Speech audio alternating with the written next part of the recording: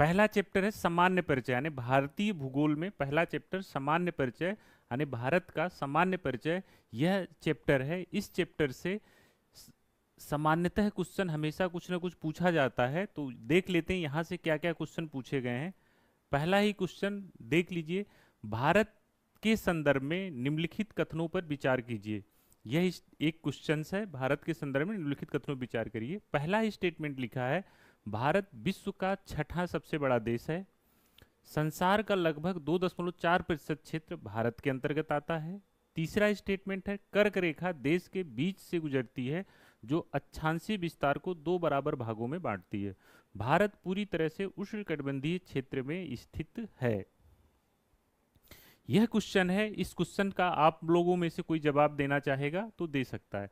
अब देखिए, यह यदि आप भारतीय भूगोल पढ़ रहे हैं, देखिए क्या तरीका होता है। सपोज करिए यह क्वेश्चन आपके सामने आया, आंसर तो आपको पता चल जाएगा, इसका एक्सप्लेनेशन भी पता चल जाएगा, लेकिन आपको तरीका भी पता होना चाहिए। यह क्वेश्चन आपके सामने आया, ईमानदारी से अपना अवलोकन कीजिए।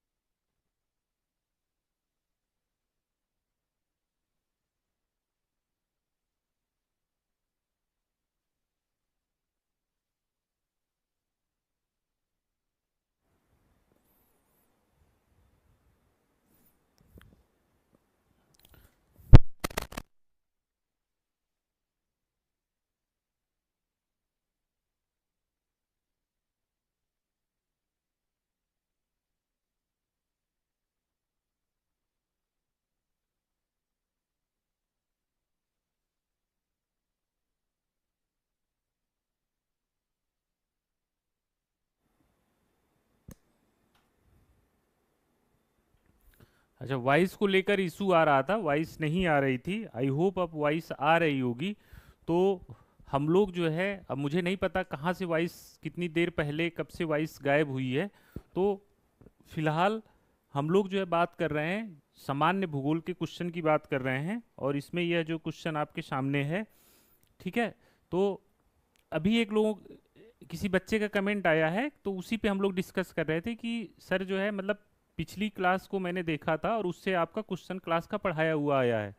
तो बच्चा है, आप ये पिछली क्लास देखो, आप यूपीएससी का पेपर खोल लो, ज्योग्राफी का क्वेश्चन देख लो, और जो भी जिस भी सेगमेंट का क्वेश्चन है उस सेगमेंट का वीडियो जाके देखो, एज इट इज वह आपको बताया गया होगा। तो कॉन्सेप्ट लेवल पर कहीं से कोई प्रॉब्लम आपको नहीं आएगी, ठीक है। तो यह हम लोग बात कर रहे थे, भारत के संदर्भ में ये कथन है। तो ये पहला क्वेश्चन था, भारत विश्व का छठा सबसे बड़ा देश है, ये गलत है, सेवंथ है। संसार का 2.4% भारत के अंतर्गत आता है, यह बात एकदम सही है। कर्क रेखा देश के बीचों बीच से गुजरती है, जो अक्षांशीय विस्तार को दो भागों में बांटती है, यह स्टेटमेंट भी एकदम सही है, ठीक है। नेक्स्ट स्टेटमेंट है, भारत पूरी तरह से उष्णकटिबंधीय क्षेत्र में स्थित है। तो कहने का मतलब यह है कि पीवाईक्यू लगाइए, तो पीवाईक्यू लगाइए तो दो चीजें करिए। एक तो ये देखिए क्या किस तरह से क्वेश्चन पूछा जा रहा है, दूसरा ये देखिए जो क्वेश्चन पूछा गया, जो क्वेश्चन में जो फैक्ट पूछा गया है, क्या वो आपको पता है कि नहीं है। नहीं पता है तो तुरंत टेक्स्ट बुक से जाके इसको अपने आप को करेक्ट करिए, सही करिए। जो इन्फॉर्मेशन, जैसे कर्क रेखा देश के बीचों बीच से गुजरती है, तो आपके दिमाग में आने चाहिए थे किन किन राज्यों से गुजरती है, तो उस चीज को अपना यहाँ पर लिख लीजिए, याद कर लीजिए, ठीक। तो इसमें यह स्टेटमेंट भी सही है, 2 और 3। चौथा देखिए, भारत पूरी तरह से उष्णकटिबंधीय क्षेत्र में है। देखिए, जब आप फर्स्ट पेपर पढ़ेंगे, जब फर्स्ट पेपर ज्योग्राफी में पढ़ेंगे, तो आप एक विषुवत रेखा पढ़ेंगे। विषुवत रेखा, इधर कर्क रेखा, इधर जो है आपकी मकर रेखा, इसके बीच में जो क्षेत्र आता है वह जो है उष्णकटिबंधीय होता है। लेकिन इंडिया जो है, भारत का जो स्थिति है, भारत आधा इधर आता है, भारत आधा इधर आता है और आधा इधर आता है। तो भारत उष्णकटिबंधीय और शीतोष्ण दोनों क्षेत्रों में आ जाएगा, तो यह स्टेटमेंट गलत हो जाएगा। तो कौन सा स्टेटमेंट सही होगा इसमें, आंसर क्या होगा आपका, 2 और 3, यह इसका करेक्ट आंसर होगा। तो इस तरह से क्वेश्चन आपके पूछे जा रहे हैं, तो आपको यह ध्यान रखना है। आंसर आप लोग दे सकते हैं। लीजिए दूसरा क्वेश्चन देखिए, निम्नलिखित कथनों में से, पहले क्वेश्चन से ही मिलता जुलता है, निम्नलिखित कथनों में से कौन से भारत के बारे में सही है। सही उत्तर का चयन हेतु अधोलिखित कूट का उपयोग करिए। भारत विश्व का 5वां बड़ा देश है, तो यह आपने देखा 5वां नहीं, क्या है, 5वां देश ना होके, 5वां देश ना होके कौन सा है ये, 7th नंबर पर है एरिया वाइज। यह स्थल मंडल के कुल क्षेत्रफल का 2.4% भाग है, अधिकृत अधिकृत किए हुए, ये स्टेटमेंट सही है।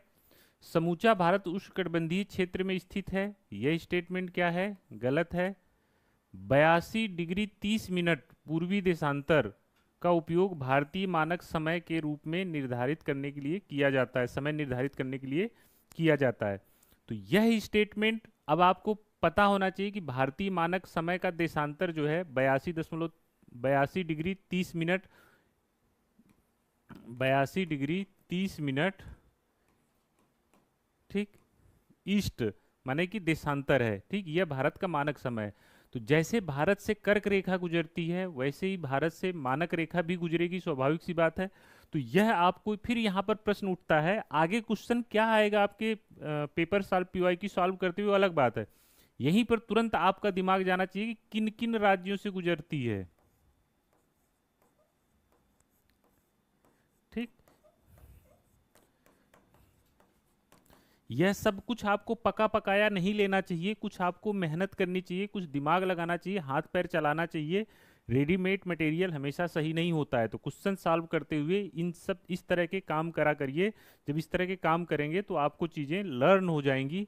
तो यह स्टेटमेंट, 4 स्टेटमेंट भी सही है, सेकेंड स्टेटमेंट भी सही है। यह वाला क्या है, गलत है, यह वाला भी गलत है। तो स्टेटमेंट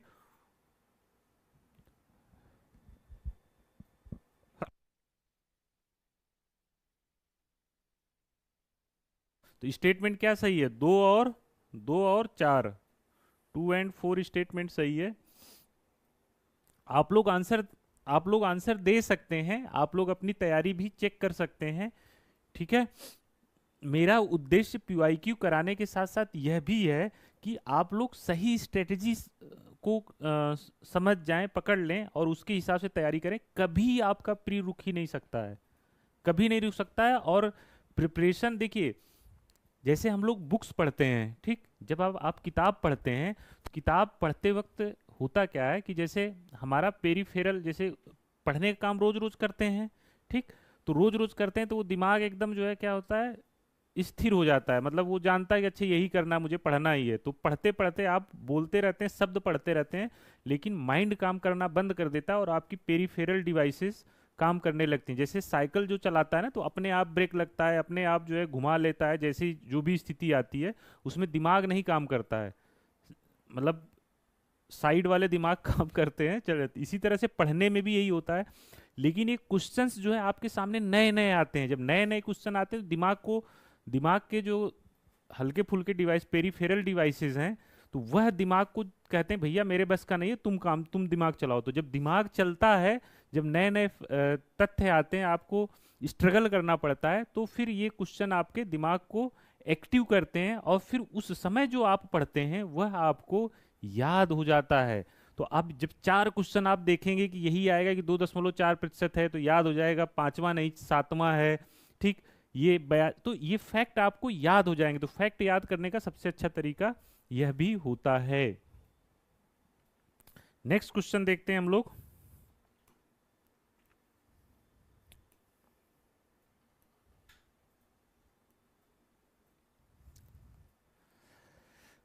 इस क्वेश्चन का जवाब दें सभी लोग। तीसरा क्वेश्चन देखिए, भारत के संदर्भ में निम्नलिखित कथनों में कौन सा असत्य है? भारत विश्व का 7वां बड़ा देश है। देखिए अब जाके सही स्टेटमेंट जो है आया है कि भारत विश्व का 7वां बड़ा देश है बाई एरिया। भारत जनसंख्या की दृष्टि से विश्व का दूसरा सबसे बड़ा राष्ट्र है। इसकी भूमि सीमा का विस्तार 15,200 किलोमीटर है। सर्वप्रथम सूर्योदय इसके मिजोरम राज्य में होता है। देखिए क्या है इस चैप्टर का नाम, सामान्य परिचय। भारत के बारे में, भारत के आप वासिंदे हैं, भूगोल आप पढ़ रहे हैं, तो आपके भारत के बारे में इतनी इंफॉर्मेशन तो होनी चाहिए। भूगोल पढ़े चाहे ना पढ़े, ये इंफॉर्मेशन तो होनी चाहिए। देखिए 7वां सबसे बड़ा देश है, यह बात सत्य है। जनसंख्या की दृष्टि से विश्व का दूसरा बड़ा राष्ट्र है। तो अब जो है फिलहाल प्रेजेंट में, जब ये क्वेश्चन पूछा था तब पूछा था, प्रेजेंट में जनसंख्या की दृष्टि से इंडिया जो है नंबर 1 पर है, ठीक। विश्व में सबसे बड़ी जनसंख्या वाला देश आपका इंडिया है। तो यह स्टेटमेंट क्या हो जाएगा? गलत हो जाएगा। इसकी भूमि सीमा का विस्तार यानी 15,200 किलोमीटर है, यह स्टेटमेंट सही है, इसको आप याद कर सकते हैं, ठीक। सर्वप्रथम सूर्योदय मिजोरम राज्य में होता है। सर्वप्रथम सूर्योदय मिजोरम में नहीं होता है, बल्कि अरुणाचल में होता है, ठीक। अरुणाचल प्रदेश में सर्वप्रथम सूर्योदय होता है। सूर्योदय हमेशा जो है सबसे पूर्वी भाग में होगा, तो सबसे पूर्वी भाग जो है अरुणाचल प्रदेश आता है भारत का, इसलिए सूर्योदय यहाँ पर होगा। तो यह स्टेटमेंट भी गलत है।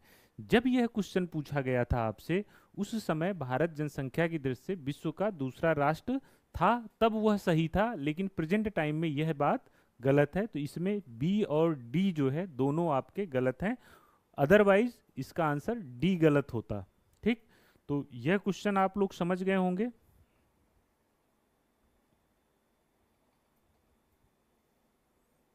नेक्स्ट क्वेश्चन देखते हैं।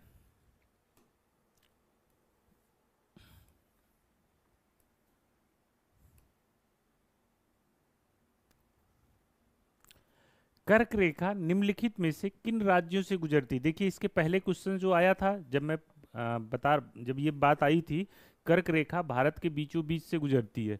तो आप पढ़ने का तरीका उसी समय जब आप देखे होते किन राज्यों से गुजरती है, तो आप इसको जो है आइडेंटिफाई किए होते, मैप खोले होते, मैप जब खोले होते कर्क रेखा को खींच रहे होते, देख रहे होते, उसके आसपास के शहर आपको दिखाई देता। ठीक, तो यह तरीका सबसे अच्छा होता है। तो अब देखिए कर्क रेखा अच्छा किन किन राज्यों से गुजरती है, फिर टोटल नंबर ऑफ कितने राज्य हैं, टोटल नंबर ऑफ स्टेट जहां से कर्क रेखा गुजरती है, तो यह इंफॉर्मेशन भी आपको वहां पर पता चलती। तो यहां पर देखिए गुजरात, छत्तीसगढ़, उत्तर प्रदेश, झारखंड, ये चार राज्य दिए हैं। ठीक, यह चार राज्य दिए हैं, इसमें से पूछ रहा है किससे किससे गुजरती है। तो देखिए अब यह कर्क रेखा आप देखेंगे, तो कर्क रेखा जो आपकी गुजरती है, तो यहां पर देखिए मैप बना लीजिए।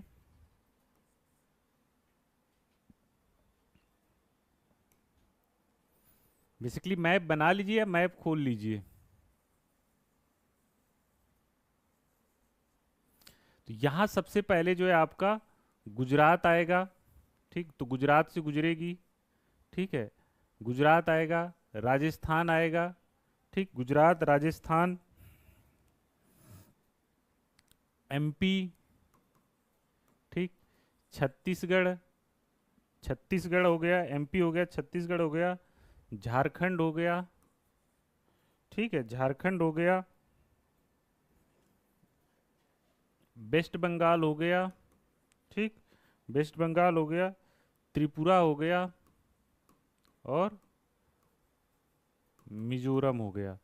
तो 1 2 3 4 5 6 7 8, 8 राज्यों से आपकी यह कर्क रेखा गुजरती है। तो देख लीजिए इसमें गुजरात है, छत्तीसगढ़ है, झारखंड है, तो यह 1 2 1 2 4 इनसे होके गुजरेगी।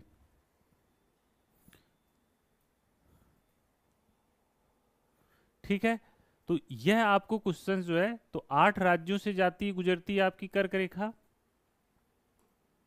8 राज्यों से गुजरती है।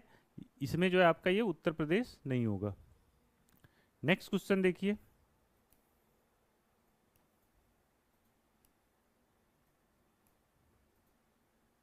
अब देखिए अब फिर ये मैप का क्वेश्चन है आपको कि निम्नलिखित में से कौन सा भारतीय राज्य कर्क रेखा के उत्तर में स्थित है।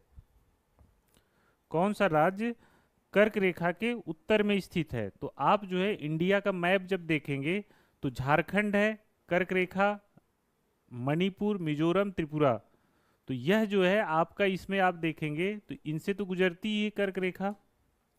यह जो मणिपुर है, मणिपुर जो है आपका, जब ये नॉर्थ ईस्ट वाला रीजन बनाएंगे आप,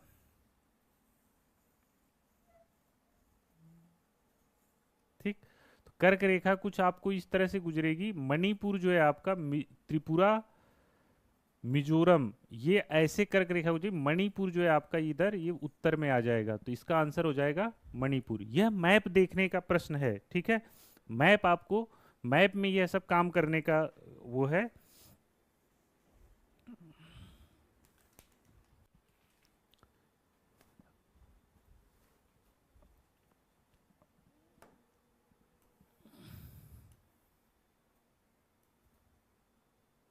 निम्नलिखित नगरों में से कौन कर्क रेखा के निकटतम दूरी पर स्थित है। अगरतला, गांधीनगर, जबलपुर, उज्जैन।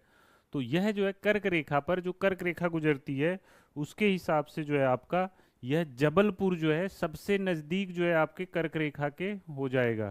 ठीक है, ये कोई इंफॉर्मेटिव क्वेश्चन है। इस तरह के क्वेश्चन जरूरी नहीं है कि आप एग्जाम में सही कर ले जाएं। तो इस तरह के क्वेश्चन देख लीजिए, रिपीट हो जाते हैं तो फिर सही होने के चांस है। अच्छा, इससे क्या पता चला, इससे पता चला, इससे पता चला कि जो कर्क रेखा गुजर रही है, मैप में आप देखिए कर्क रेखा के आसपास वाले शहर जो है देख लीजिए, कुछ कर्क रेखा पर होंगे, कुछ एकदम, तो ये आपका जो है एक मोटा मोटा काम हो जाता है। देख लीजिए, एक नज़र आपकी उस पर पड़ जाएगी। यह एक देखने का तरीका है। आप यदि इस तरह से कुछ काम कर लेते हैं तो आपके क्वेश्चन सही होने की संभावना बढ़ जाती है।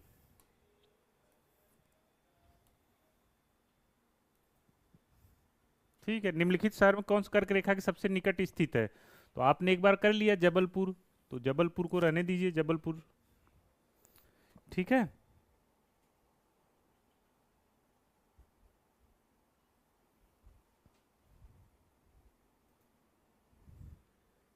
अच्छा, ये रिपीट हो गया क्या क्वेश्चन?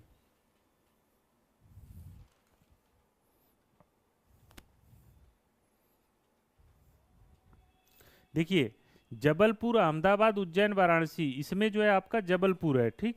यह जो है जबलपुर है।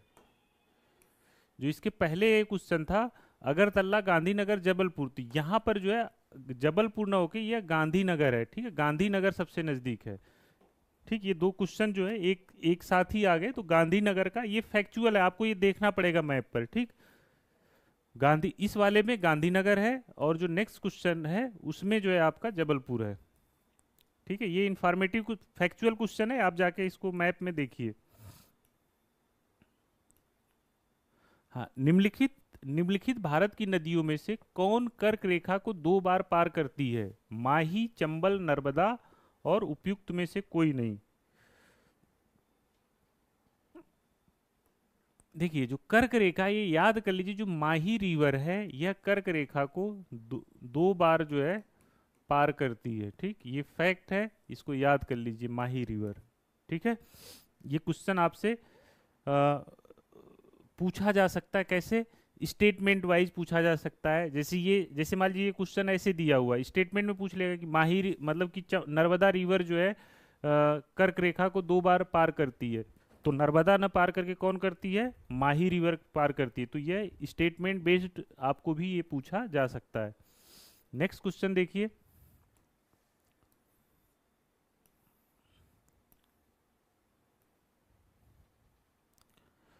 जब भारतीय मानक समय के यामोत्तर पर अर्धरात्रि है, यानी कि जो इंडियन स्टैंडर्ड टाइम है 82.5 डिग्री, यहां पर जो है क्या है? अर्धरात्रि, यानी रात के 12 बजे हैं, ठीक। एक स्थान पर सुबह का 6 बजा है। अब एक स्थान पर सुबह के 6 बज चुके हैं, उस स्थान की अवस्थिति क्या होगी? तो आप यदि भारत के मानक यामोत्तर पर रात के 12 बज रहे हैं, तो सुबह 6 बजने का मतलब क्या है कि यदि रात यहाँ पर है, यहाँ पर नाइट है, ठीक। तो डे जो है मतलब दिन जो है कम, मतलब सुबह होने, दिन जो है इधर पर होगा, ठीक। मतलब कि पूरब की साइड में दिन होगा। अब आप जो है 6 बजे हैं, यहाँ पर 12, यानी 6 घंटे हो गए, ठीक। 6 घंटे हो गए, 6 आवर हो गए, तो 6 आवर का मतलब हो गया कि 1 घंटा में, 1 डिग्री में आपका कितना होता है? 1 डिग्री में 4 मिनट होता है, ठीक। तो 60 मिनट में आपका कितना हो जाएगा? 60 मिनट में 15 डिग्री हो जाएगा। तो 6 घंटा है, 1 घंटा में मतलब ये हो गया बराबर 1 आवर के। तो 1 आवर में जो है आपका 15 डिग्री जो है के बराबर होता है, ठीक। अब ये 6 घंटा है, तो 15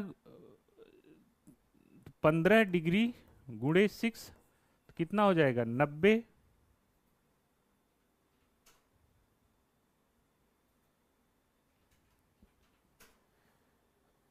90 डिग्री हो जाएगा, ठीक। अब यहां पर कितना है? यहां पर है आपका 82 डिग्री, 82 डिग्री 30 मिनट, यह था। अब यहां से 90 डिग्री और इधर जाना, तो इसमें 90 जोड़ दीजिए, तो ये 30 हो गया, ये 2 हो गया, और 172 डिग्री हो गया, इतना ईस्ट, ठीक। मतलब इधर की, इससे इधर क्या लिखा जाता है आपका? वेस्ट लिखा जाता है, इधर आपका लिखा जाता है ईस्ट। तो इस तरफ ही जो है मतलब सुबह का समय होगा, तो यह जो हो जाएगा आपका आंसर 172 डिग्री 30 मिनट ईस्ट, ठीक। पूर्व का मतलब ईस्ट। तो यह इस तरह के क्वेश्चन जो है, यह आपका फर्स्ट पेपर में देशांतर और अक्षांश, यह जो आप सही से समझते हैं, एक अक्षांश में 1 डिग्री में कितना मिनट होता है, 1 घंटे में कितना मिनट होता है, यह सब जब आप जानते हैं तो इसको कैलकुलेट कर लेंगे। तो इस तरह से भी क्वेश्चन आपसे पूछा जाता है और पूछा गया है। आई होप ये समझ में आ गया होगा।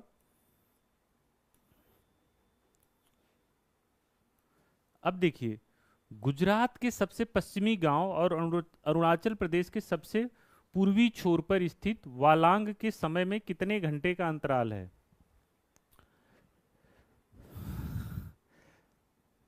देखिए जो भारत का जो देशांतरी विस्तार है,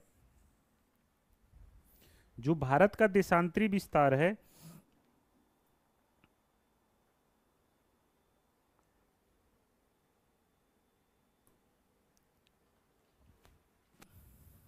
ठीक, इधर आपका ये देशांतर हो गया ईस्ट ईस्ट, ये इधर गुजरात हो गया और इधर जो है आपका अरुणाचल प्रदेश हो गया। इन दोनों के देशांतरी विस्तार में लगभग जो है 30 डिग्री का डिफरेंस है। ठीक, मतलब यहाँ 30 डिग्री, अभी हम लोगों ने पढ़ा था कि 15 डिग्री में जो है 1 आवर होता है। ठीक, 15 डिग्री यदि डिस्टेंस होगी तो 1 घंटा के बराबर होगी, तो 30 डिग्री डिफरेंस है तो यह कितना होगा, 2 आवर के बराबर होगा। तो लगभग 2 से 2.5 घंटे का जो है डिफरेंस जो है गुजरात और अरुणाचल प्रदेश के समय में रहता है, तो यह आंसर हो जाएगा लगभग 2 घंटे। ठीक है, यह समझ में आई बात।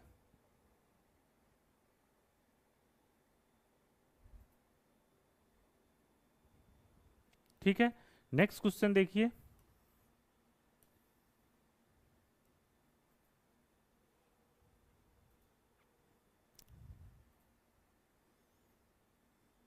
यदि भारतीय मानक समय पर मध्याह्न आने की 12 बजे हैं, 12 AM हो रहा है, 12 बजे दोपहर है मान लीजिए, तो 120 पूर्वी देशांतर पर स्थानीय समय क्या होगा। अब देखिए भारत का जो मानक समय है वह कितना है, 82.5 डिग्री 30 मिनट है। अब पूछ रहा है 100 पूर्वी देशांतर पर, तो 100 पूर्वी देशांतर पर कितना हो जाएगा, इसमें से घटा दीजिए 120 में से 120 डिग्री 00 मिनट में से आप घटा दीजिए 82 डिग्री 30 मिनट। ठीक, ऐसे घटाने में दिक्कत हो रही है तो इसको कर लीजिए, देखिए कितना हो जाएगा, यहाँ पर 30 आएगा, ठीक, यहाँ पर 19 हो जाएगा, ठीक, ये हो जाएगा आपका 7 और ये हो जाएगा 11 में से 8 गया 3। ठीक, लगभग जो है 37 डिग्री इतना ही डिफरेंस होगा। आई होप आप लोग कैलकुलेट कर लीजिएगा। तो ये अब देखिए 37 मिनट का अंतर हुआ, तो 30 मिनट में कितना हो जाएगा, 15 मिनट में, 15 मिनट में कितना होता है, 15 मिनट में 1 घंटा होता है, तो 30 मिनट में कितना हो जाएगा, 2 घंटा। तो 2 घंटा तो क्लियर हो गया। तो पूरब की तरफ जा रहे हैं तो 12 से कम होगा, तो 12 में से 2 घटा दीजिए 10 हो गया। अभी भी 30 मिनट, 30 मतलब जो है 7 डिग्री 30 मिनट बचा हुआ है, तो 1 डिग्री में 4 मिनट होता है, तो 7 डिग्री में कितना हो जाएगा, 28 मिनट हो जाएगा। और 30 मिनट है, एक आपका जो 60 मिनट में 1 डिग्री होता है, तो 30 मिनट में आधा डिग्री हो गया, और 1 डिग्री बराबर होता है 4, 1 मिनट बराबर होता है, देखिए यहां से ध्यान से देखिए, पहले इसको लिख लीजिए, 1 डिग्री बराबर 4 मिनट, 15 डिग्री बराबर 1 घंटा। ठीक, तो आधा डिग्री बराबर कितना हो जाएगा, 2 मिनट। आधा डिग्री को आप क्या लिख सकते हैं, 30 मिनट, मतलब मिनट ये डिग्री वाले में होता है सिग्नल। तो कहने का मतलब हो गया कि 7 मिनट में आपका हो गया 7 चौक, ये 7 मिनट 30 डिग्री बचा, तो 7 मिनट में हो गया आपका, 7 डिग्री में हो गया आपका 28 मिनट, और इसमें हो गया आपका 2 मिनट, तो ये हो गया 30 मिनट। यानी कुल मिला के 2 घंटा 30 मिनट का जो है डिफरेंस होगा। तो यहाँ 12 बजा हुआ है, इधर जो इस एरिया में जब जाएंगे तो समय और पहले का होगा, कम होगा, तो 2.5 घंटा, 12 में से 2.5 घंटा घटा दीजिए तो 9:30 हो रहा होगा। अब यह चैप्टर, ये क्वेश्चन आपको बताते हैं कि आपको अक्षांश देशांतर मिनट डिग्री का कैलकुलेशन आना चाहिए और उसको आपको कर लेना चाहिए। तो यह क्वेश्चन हो गया।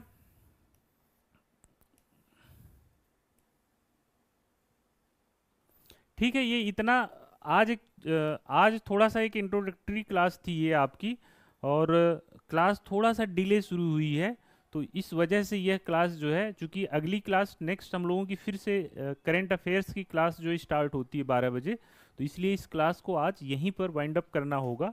नेक्स्ट जो है हमारी इस सीरीज को हम लोग कंटिन्यू करेंगे, और इसमें हमारा ध्येय, आप लोगों को यदि इतनी क्लास देखे होंगे तो ध्येय हमारा समझ में आ गया होगा कि हम इस सीरीज को कैसे आगे बढ़ाना चाहते हैं, और यह सीरीज आप लोगों के लिए किस प्रकार से अधिक फायदेमंद हो। तो उस वही हमारा प्रयास है। देखिए, आपको कोई पका के खाना दे देगा और आप क्वालिफाई कर जाएंगे, एसडीएम बन जाएंगे, डीएसपी बन जाएंगे, यह नहीं हो सकता। मेहनत तो आपको ही करनी पड़ेगी। हम आपको तरीका बता सकते हैं, थोड़ी सी आपको थोड़ा सा बूस्ट कर सकते हैं, सही तरीके पे ले जा सकते हैं। मेहनत नहीं करेंगे तो फिर क्वालिफाई करना मुश्किल हो जाएगा, ठीक है ना। तो हम आपको जो है पका पकाया मतलब खाना आपको नहीं खिलाएंगे, आपको कैसे पकाना है